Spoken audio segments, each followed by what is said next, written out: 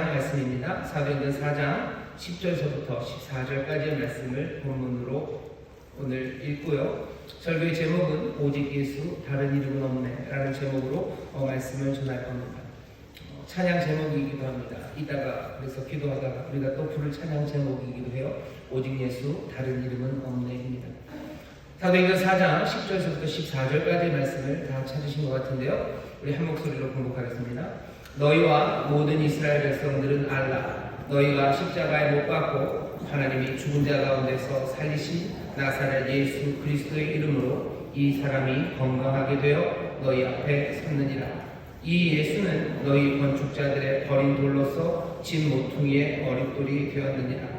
다른 이로서는 구원을 얻을 수 없나니 천하 인간의 구원을 얻을 만한 다른 이름을 우리에게 주신 일이 없음이니라 하였더라. 저희가 베드로와 요한이 기탄 없이 말함을 보고 그 본래 학문 없는 범인으로 알았다가 이상히 여기며 또 그 전에 예수와 함께 있던 줄도 알고 또 병 나은 사람이 그들과 함께 섰는 것을 보고 힐난 말이 없는지라. 아멘. 설교 제목은 오직 예수 다른 이름은 없네입니다. 10절에 그 이름이 분명하게 나오죠. 어떤 이름이냐면 나사렛 예수 그리스도의 이름입니다. 나사렛 예수 그리스도의 이름으로 이 사람이 건강하여져서 너희 앞에 섰다고 하는 이 사람은 여러분들이 잘 아는 성전 미문 앞에 앉은 뱅이로 어쩌면 평생을 그곳에서 구걸하며 살았던 그 사람입니다. 베드로와 요한이 나사렛 예수 그리스도의 이름으로 일으켜 세우면서 얘기를 했죠. 은과 금은 내게 없지만 내게 있는 것은 내게 준다. 나사렛 예수 그리스도의 이름으로 일어나 걸으라 할 때 바로 일어났던 그 사람입니다. 평생에 한 번도 일어서보지 못했던 사람, 그 연약한 육체에 하나님께서 셈을 주셔서 앉은뱅이를 고치셨고요. 이 사람은 앉은뱅이에서 고쳐진 걸로 이야기는 끝나지 않습니다. 기뻐하고 찬송하며 하나님의 전으로 달려 들어간 사람이 바로 이 사람입니다. 나사렛 예수 그리스도의 이름, 그 이름이 이 사람을 건강하게 했고요. 이 사람을 구원했습니다. 오늘 우리는 이 본문을 읽는데요. 이 말씀이 지금 어디에서 베드로와 요한이 그 당시에 가장 힘센 사람들 앞에서 지금 하는 말입니다. 예루살렘 그곳에 모여있는 대제사장들이고요. 거기에 있는 지도자들이고 공회원들이고 거기에 있는 관원들이에요. 거기에는 지금 로마가 서 있고요. 그리고 거기 예루살렘이 서 있습니다.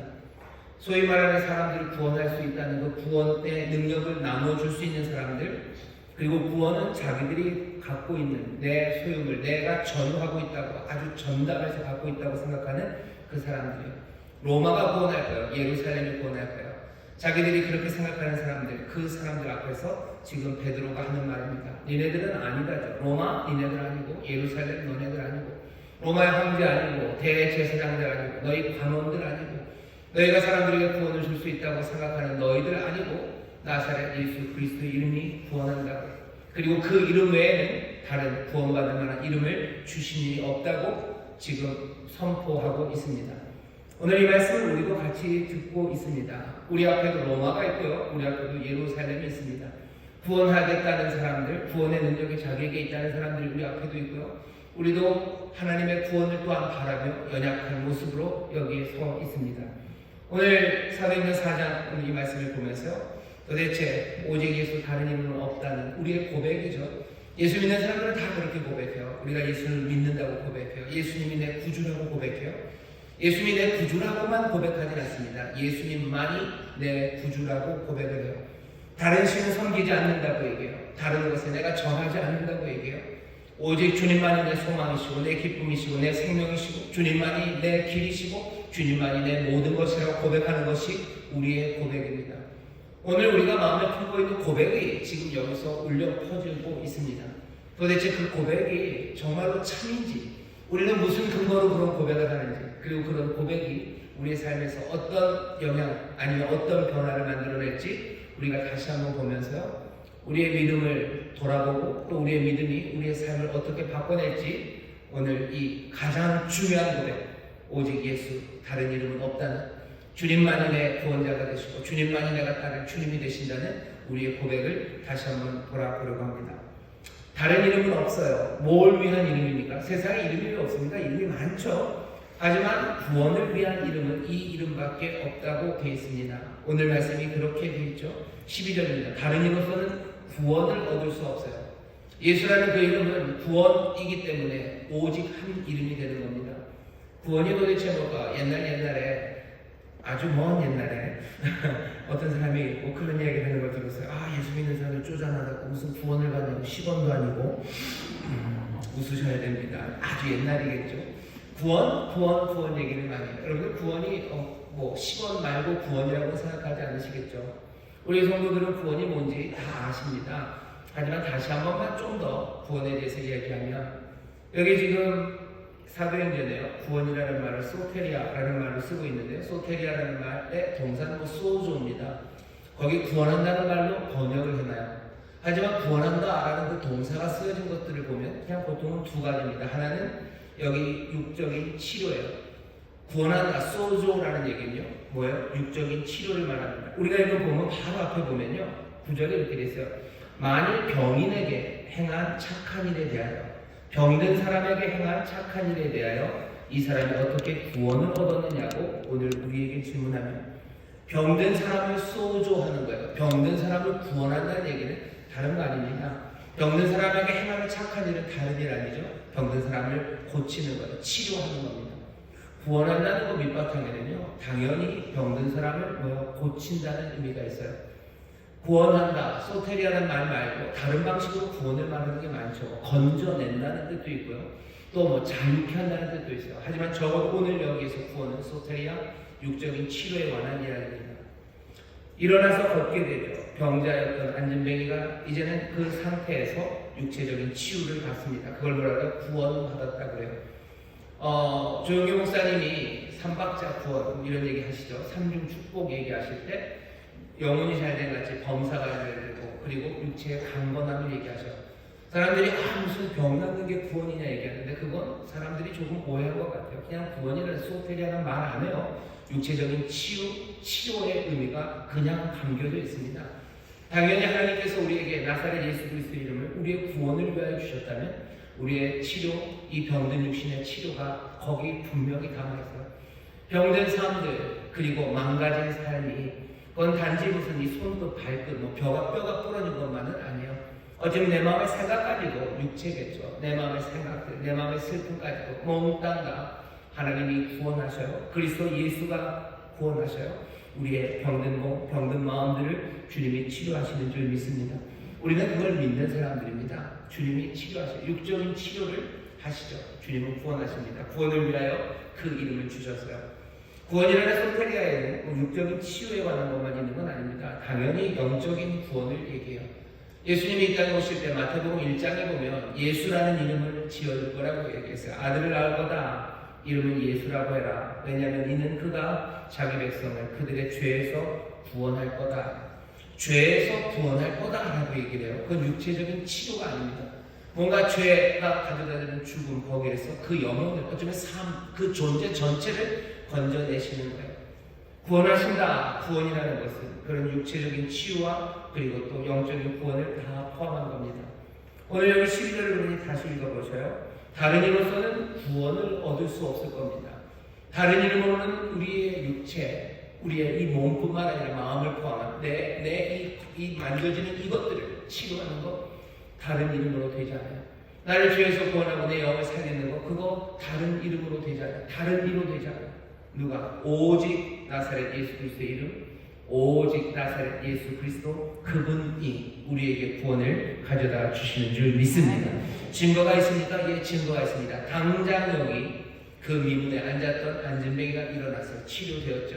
그리고 이 사람은 그냥 치료돼서 병만 나은 것 아니에요. 이 사람은 주를 찬송하며 주 앞에 새 기쁨과 그 영이 정말로 예수 그리스도를 구주로 영접하며 전혀 다른 사람이 되었어요.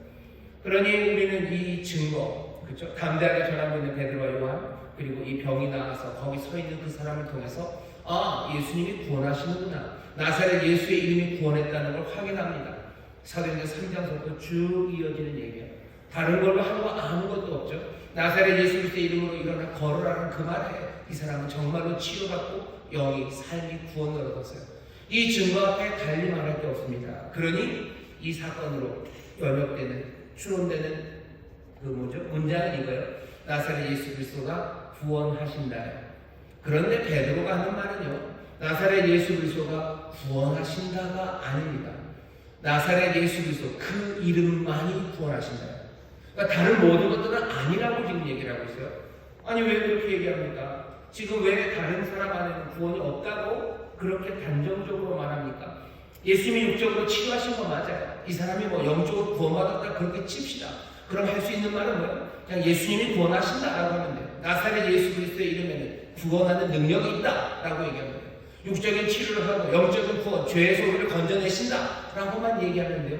근데 베드로는 뭐라고 얘기해요? 그렇게 얘기하잖아요. 다른 모든 사람들, 예수 그리스도 나사렛 그 주님 말고는요, 그것 밖에는 이제는 구원이 없다고 단정적으로 말합니다. 생명의 예수 그리스도에게만 있다고 주장하기 시작한 거예요. 사실은 벌어진 사건과 그 성령 미문에 앉아있는 사람이 일어난 그 사실이, 그 사건이 우리에게 가르쳐주는 명제는요, 아까도 말씀드린 것처럼 예수님은 생명을 주신다 정도면 충분해요. 그것만 해도 굉장한데 베드로는 거기를 넘어섭니다. 예수 그리스도만이, 이 이름 말고는, 이분 말고는 구원이 없대요.